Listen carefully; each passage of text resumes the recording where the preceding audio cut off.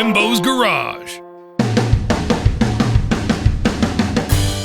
Good afternoon, everyone, and welcome back to Jimbo's Garage. Well, today's video we're going to be making what I call a computer table.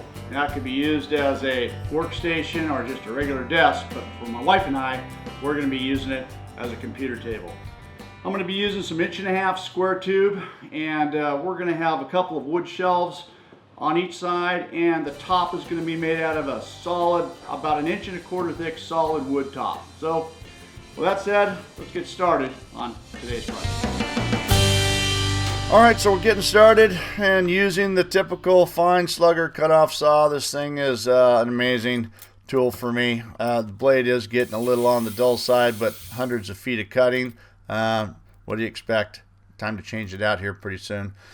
Well, this is 1.5" square tube 095 wall. You know, I could have got away with 063, something thinner, but that's not my style. It's either go big or go home. I don't know why I choose to do it this way, but I always in fear that I'm never going to make it strong enough. But well, that's definitely not the case here.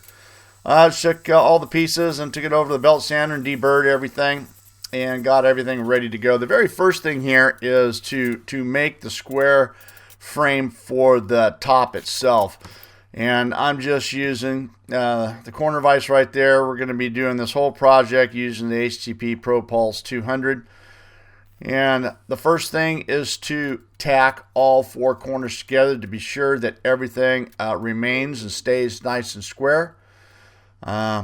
That's important when you're doing something like this. It's so easy to get out of square, and once you get out of square, then the whole project is just difficult from that point moving forward. But if everything stays nice and square, nice and true, you end up with a good project. So that's what I'm doing right here, just getting this top nice and square, and be sure everything is going to be nice and flat.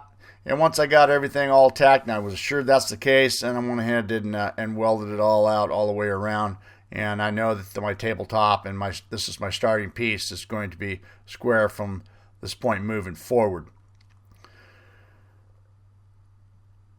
And once I got that done, of course, I took the flap disc and ground down all the welds and got everything all that much more flatter, because I am going to be stacking legs and stuff on top of this, and I just wanted to be sure that everything was going to fit nice and flat. And then here's the process right here with the legs. Now, it's kind of a slow process. There is 8 of these that are going on. I'm doing 4 on each side, and trying to get everything perfect was a challenge. You can see that I'm kind of fighting this a little bit. But ultimately, again, I want everything perfectly true, perfectly plumb, perfectly square. It's just later it's going to make it all that much better. So it did take a little bit of time. I am fast forwarding through mostly all of this video. This is in my opinion, this is a good build, and I just thought it was important that I show everything I possibly can here. I just wanted you guys to see, you know, every step of the way, in case you choose to do something in your own shop sometime similar to this. You're kind of getting a good view on how it all comes together. So there's the 4 legs on each side. We are going to have shelves on 2 shelves on both sides. And once I got the legs all into position, and it's time to start to cut the braces for these shelves right here. Now you can see that I have not welded these legs out. I am not going to do any welding out of the rest of this project until everything is complete and in, and I know it's perfectly square. So I had this brilliant idea to get everything nice and square by cutting out just 2 pieces of plywood and thinking that when I stack them in there like that everything would just be square. But for some reason, it didn't happen that way. Whether the first 2 got welded and they moved around, the boards moved up or down, and I don't know. But my plan, it didn't work very well. So I made do with the best way I could, and then ultimately started just banging things around manually without the wood around to get everything perfectly level. Took a little bit of time, but again, well worth it. As soon as everything is nice and square, it makes for a really good job.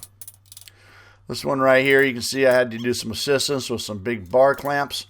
I clamp it this way to pull it together, and then I clamped it the other way to pull it together, just so I could be sure everything is where it needs to be. And you can see I just got a couple of tacks on all the corners all the way around, just to be sure everything is nice and flat and square. I wanted to do this to the whole table so nothing would move around. There's a lot of welding going on here. This is the other side. I gave it one more attempt with the 2x4, but you know what? It just didn't. I admit, it just didn't work. But hey, all in all, I did get it all done. I did manage to get everything nice and level. Okay, well, I got my intermediate bracing in here for the shelves, the middle shelf and the lower shelf. I got that on both sides, and you know, that didn't work out as smoothly as I thought it would. I thought if I cut these 2x4 templates and being able to stack this right, you know, these pieces right on top of each other all the way around, that everything would become nice and plumb when I welded them in, but no, that didn't work. So it was a little bit of a challenge, but I overcame it. I got everything in. Everything is nice and square and plumb and true. And you might be able to see that I've got a pipe clamp across the top right here and another pipe clamp from that corner down to my vise over there. And then I've got it clamped on both sides of my table right here. And right now, everything is perfectly square. I'm doing this because when I go to weld all this out, I'm hoping that's going to reduce any deflection I might have, or heat distortion, or any warpage I might get by welding everything out. I'm hoping when I got everything clamped the way I've got it clamped and everything pulled perfectly square, that I can do the majority of the welding right here and let it cool, and hopefully when I undo the clamps, everything is going to stay in position. At least that's the plan. So let's go ahead and start welding.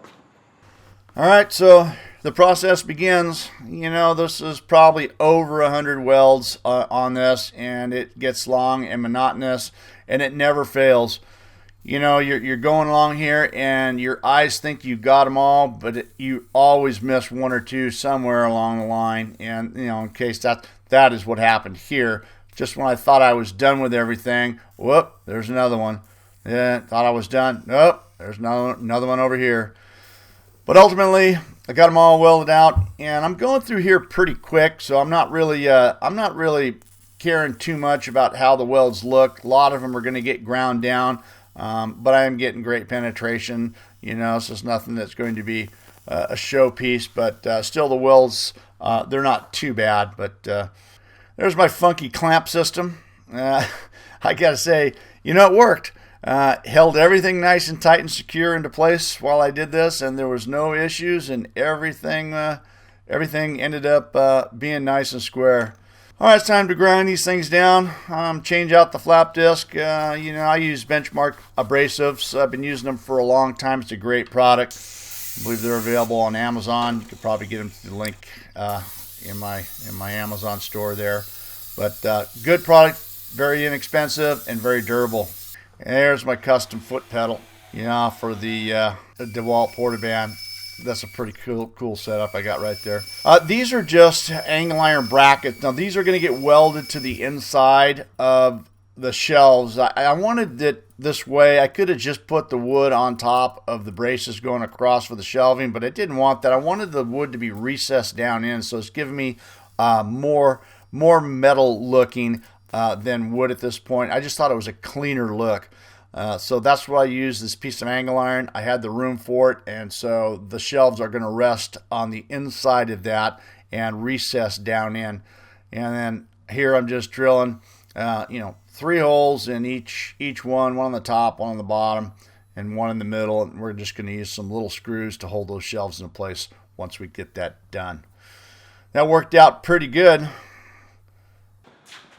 Okay, well, the computer table is coming along really good right here. I've got everything welded, I've got everything ground, but I got a little bit of a problem.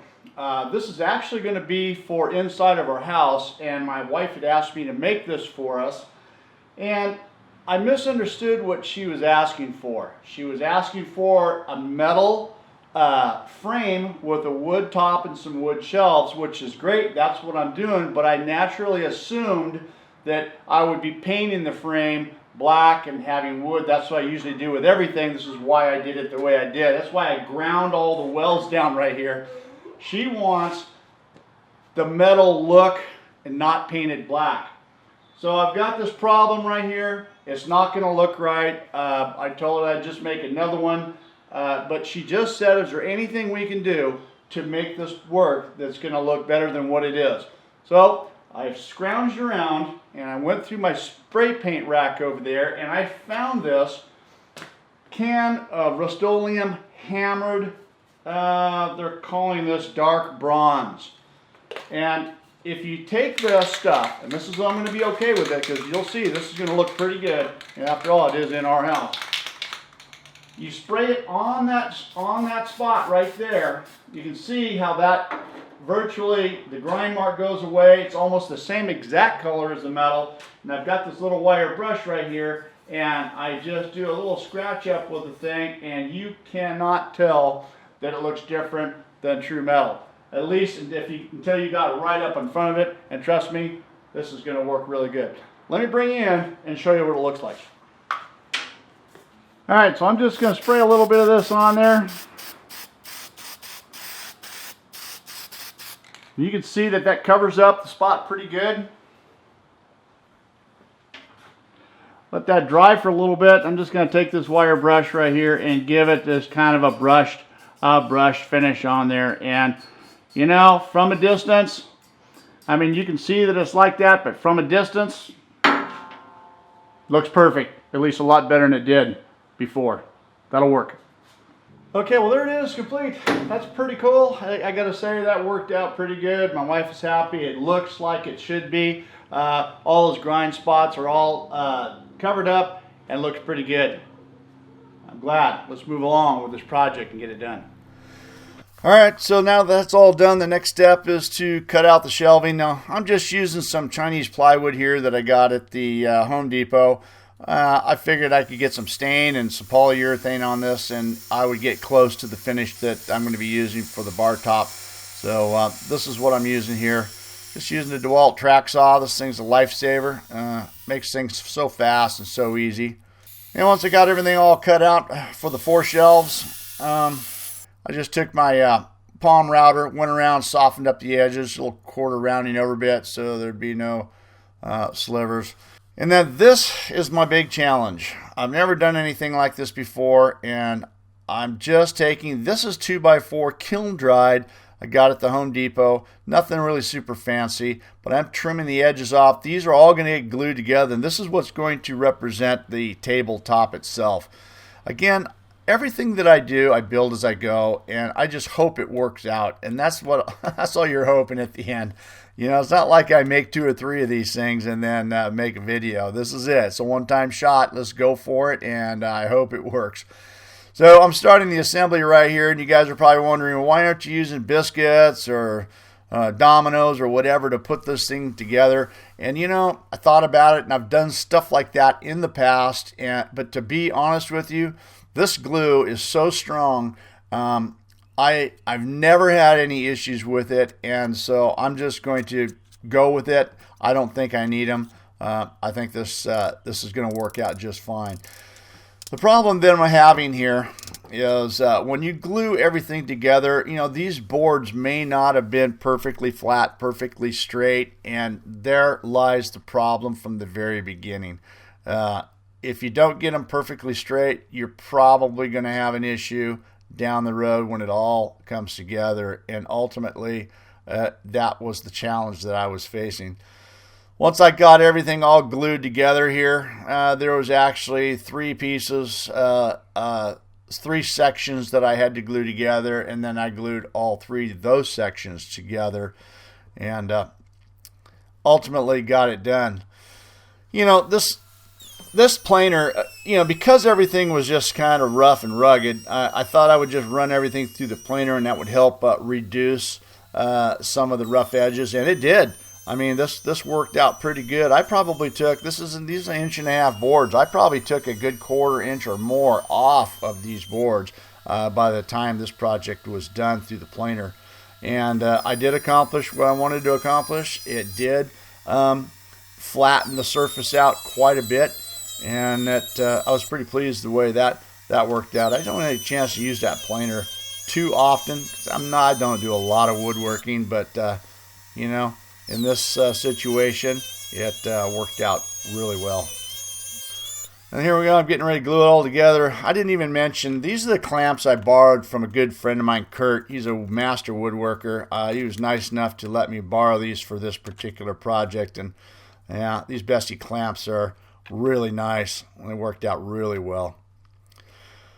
All right, so once again, I'm getting ready to start to glue all this together. And again, liberal with the glue, a lot of it, and clamp everything nice together, nice and tight.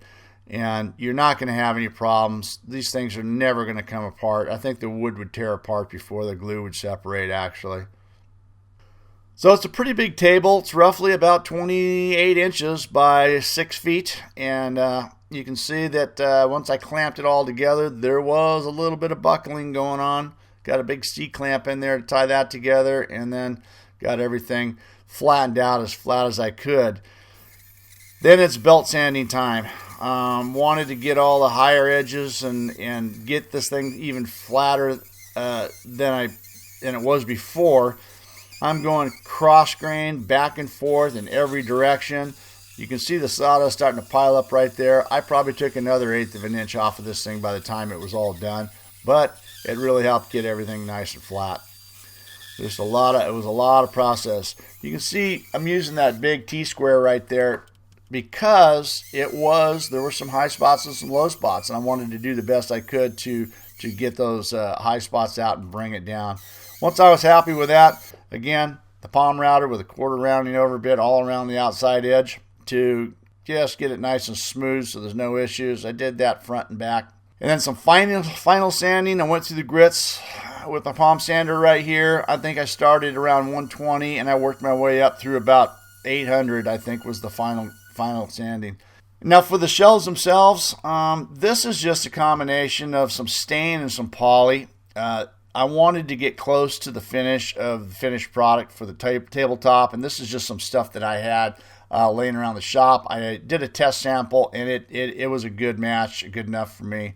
So I'm just going to go ahead and do both sides of these shelves, get all this stain. They call it stain and poly. I guess it's a combination, but whatever. I got it all done, and then when I got done here, I ended up sanding this down and then putting 3 coats of polyurethane on top of that. And when that was all done, it actually was a good finish. Just nice and glass finish. It turned out pretty good, so I'm pleased the way that turned out.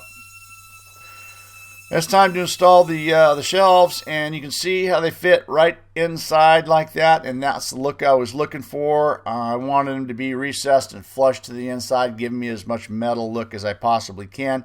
And then just doing some pre-drilling right there and attaching the screws to it, and that was perfect. It held them into place, pulled it in nice and tight, and I was really happy with the way that turned out. Again, everything is overkill. You probably don't have to go to this extreme, but once I got started, I couldn't stop. It would just keep going with it. Got to the point where this thing is almost need 2 people to move it around. Well, you do. That's probably over 100 pounds ultimately, but anyways, there it is. That worked out really good. There it is. The shelves are in. They look good. The frame, after I got little touch-up paint on it, that turned out pretty good. Now, this here is the hardest part of the whole project. I don't care if I never, ever do another bar top finish again. This stuff is extremely difficult. This was the very first time that I've ever done anything like this. And, I got to say, I did not read the instructions. I should have, but I didn't. I think I used a total of 16 ounces right here, combination between the two. This is a 2-part resin, epoxy, and hardener. And you can see the size of that. It's only like 16 ounces. And me thinking, that's enough. That's plenty to put on this thing. And right, there it is. That's what I ended up with. I ended up using a scraper and spreading it so thin. Actually, it worked out what's called a seal coat, and so that's pretty much what I did here is I just seal coated this, and then ultimately I came back, believe it or not, with 2 more flood coats on top of this. I went through probably 1.5 gallons of epoxy on this top. But you know, you learn your lessons and you learn how things are done, and this is extremely difficult. At least it was for me. I learned a valuable lesson. But anyways, it got all complete, and there's my lovely wife helped me put it on there. She seems to be happy with it. A couple final touches right here. I'm just using some screws to hold it in from the bottom side so you don't see anything from the top. All in all, this was a long project, and tapping in some rubber tabs right there so we don't scratch the wood floor. All in all, this is a long project, but it turned out absolutely perfect. This is just what my wife and I were looking for. If this is a project that you'd like to tackle, I'd recommend it. Try it. This is a good little project. It was a fun little project. A little bit of welding, a little bit of cutting, and some woodworking as well. I hope you guys enjoyed this video. Thanks for watching. Don't forget to rate, comment, and subscribe for more videos. See you next time.